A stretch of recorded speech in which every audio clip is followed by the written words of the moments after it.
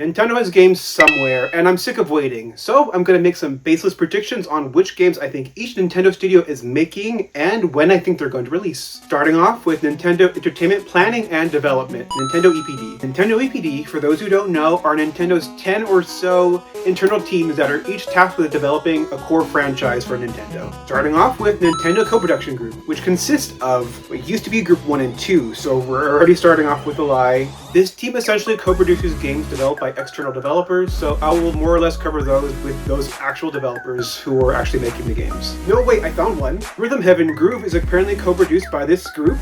It is a return of this classic franchise from the DS and Wii era. And I think it comes out August 2026. Production Group 3, most likely your favorite group. Group 3 makes The Legend of Zelda. Their last release was 2023's Tears of the Kingdom, so they have a pretty recent release in terms of Zelda. So it's going to be a while before we see another 3D Zelda game, unfortunately. Although I find it unacceptable. I feel like Tears of the Kingdom doesn't justify its long development cycle. It was really good, but it was based so much off of Breath of the Wild's framework that I find it hard to believe that it took 6 years to make this game. But Nintendo is Nintendo. I think it'll be a while before we see another big 3D Zelda game from this team. However, I don't think it's going to be as long as most people are saying. New world, new art style, but still no green tunic. Because Link wears blue now in this part of the franchise. Does it matter? No. Does it bother me? Yeah. And I'm going to say this Zelda game comes out fall 2028.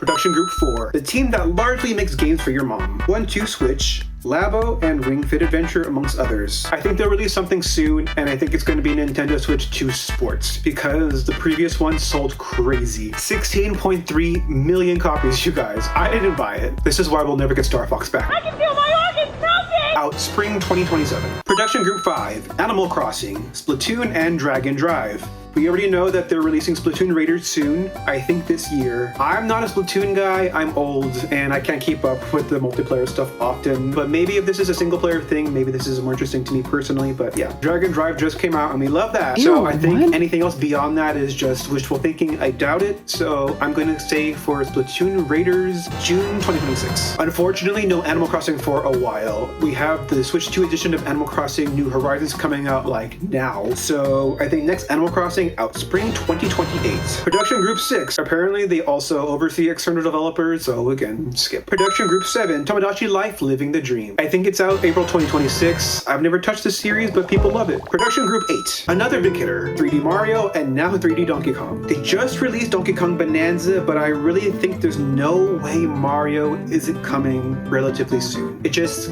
has to. 3D Mario always comes pretty quickly in a generation, even on Wii U, so I think it's imminent. So I'm gonna call November 2026. It's gonna take a lot from Donkey Kong Bonanza, maybe making Mario into a slight Metroidvania. Maybe that's a little too much, but just like Bananas, you collect stars to unlock double jumps, weird other jumps, power-ups, all kinds of stuff. It could be fun. Out November 2026. If Nintendo's gonna send out anybody to compete with GTA 6, it's gonna be Mario. Production Group 9. Mario Kart and ARMS. ARMS isn't coming back anytime soon, and Mario Kart World just came out, entering its second year with a lot of room to grow. So I think it's clear that we have to start seeing some new tracks and characters soon. Another booster course pack or something like that for Mario Kart World. Paid DLC for Mario Kart just makes sense. It sells like hotcakes, so it's happening. In summer 2027, likely in small drops. And Production Group 10, 2D Mario and Pikmin, both with recent releases, so I think we're good for a while. They're even releasing a Switch 2 edition of Mario Wonder, so I think I'm gonna call that for March. Maybe some re-releases of Pikmin again, but no Pikmin 5 for like 8 years. Sorry. Okay, next are some external developers that are making first-party games for Nintendo. But before that, I wanted to say thank you so much for watching. This is a really small channel, so your viewership makes a huge difference. So if you're enjoying this video, consider subscribing. Go ahead and comment about what you think your predictions are. While you're here, feel free to check out the channel. We have a lot more stuff coming like this and a lot of other content about anime and stuff like that. And lastly, no pressure here really, but this is a non-monetized channel.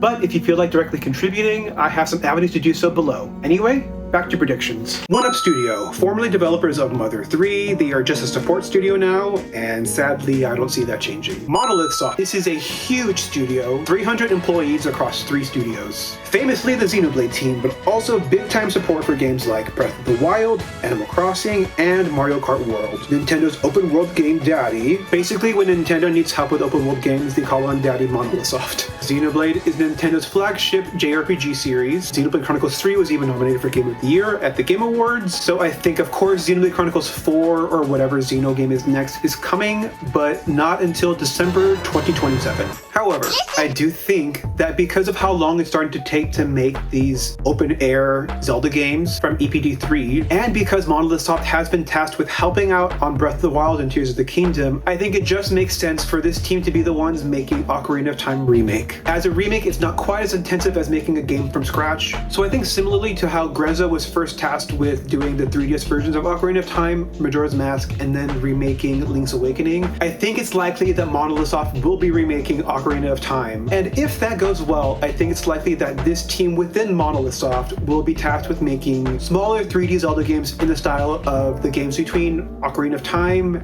and Skyward Sword. I love Tears of the Kingdom and Breath of the Wild, but I miss these design dungeons with items that are meant for those dungeons in particular. I prefer a linear story. I think it allows a more coherent narrative. Also, it just makes sense to have a third Zelda team because these games sell like hotcakes and they take way too long to make. Anyway, Ocarina of Time Remake out July 2026. Next Level Games. Their last game was 2022's Mario Strikers Battle League, but famous for Luigi's Mansion 2 and 3. Luigi's Mansion 3 sold crazy, 14.25 million copies. So at this point, Luigi's Mansion 4 is inevitable. And I think it's soon. October 2026 feels like the only option, right? ND Cube, the Mario Party team. They have a regular cadence of 3 years, but the Switch 2 edition of Mario Party Jamboree just released with a decent amount of content in it, so I think it's gonna delay about another year. So with that, I'm gonna say next Mario Party, save the date for late 2028. Retro Studios, a recent fall from grace. One of my favorite Nintendo studios, but this wasn't it.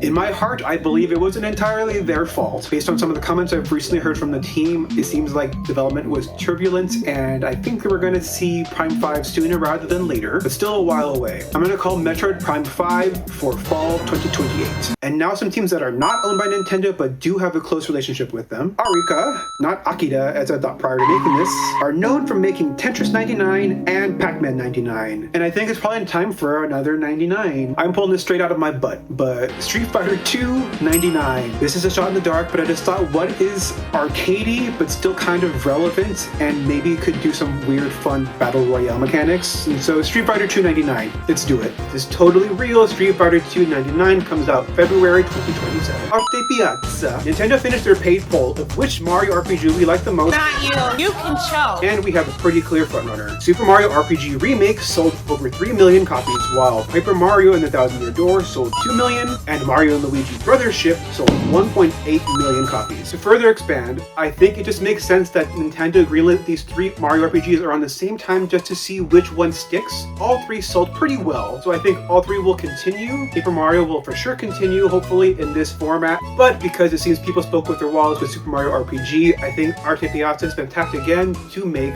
Super Mario RPG 2, and it's out April 2028. Bandai Namco Studio / Sora Limited. Developers of Nintendo games at Bandai Namco. I think they just finished Kirby Air Riders, and so I think it's going to be a while before you see anything from the Sora Limited side of that. So no Smash Brothers, not for a while, unfortunately. Y'all are going to hate this, but I think Smash Ultimate is going to be the Mario Kart 8 Deluxe of this generation, pretty much filling the generation with a Super Smash Brothers Ultimate Nintendo Switch 2 edition, maybe with a few characters if you're lucky. Some of the heroes from Tears of the Kingdom, maybe Young Pauline, and if we're really nasty, maybe Miles McKenzie. I got it!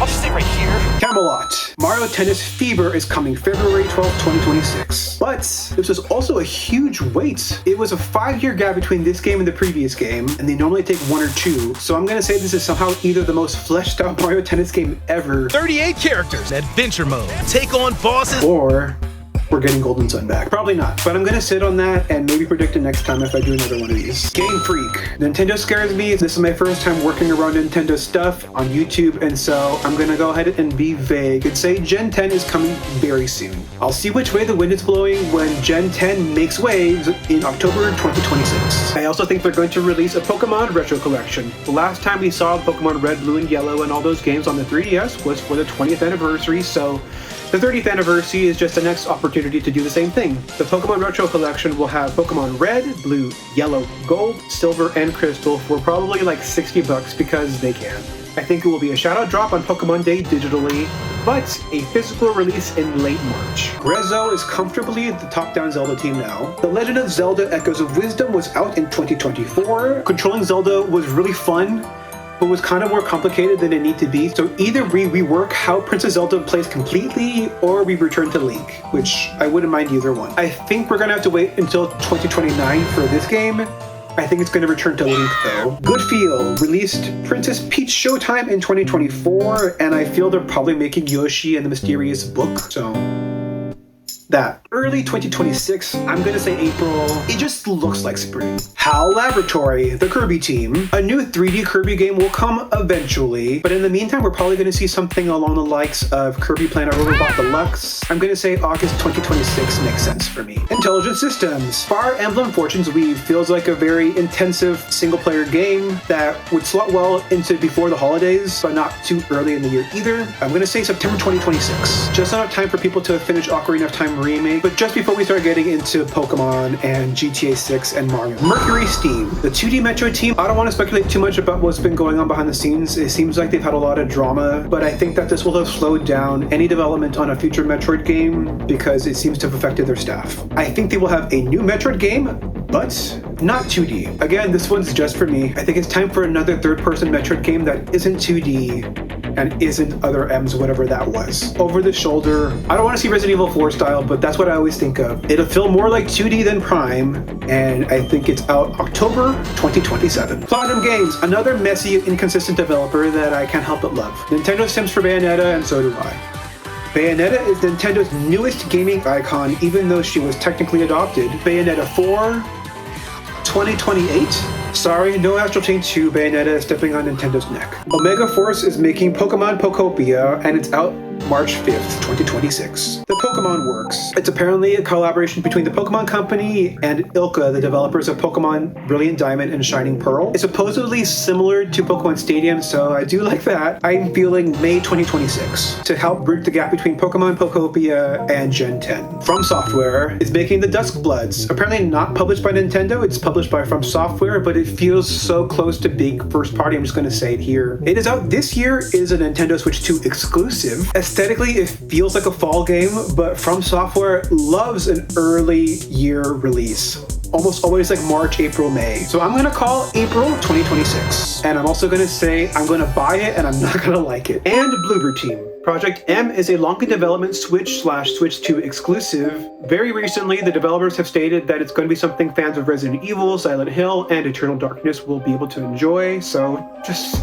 say survival horror, guys. What, are the Fatal Frame fans not going to enjoy it? They say it's a brand new idea that's only possible on Nintendo hardware. So my prediction here is it will somehow involve hauntings. After all, this thing's portable. This is just an idea. I'm not a developer. I don't know how this would work, but my mind went to maybe it makes noises at night to scare you.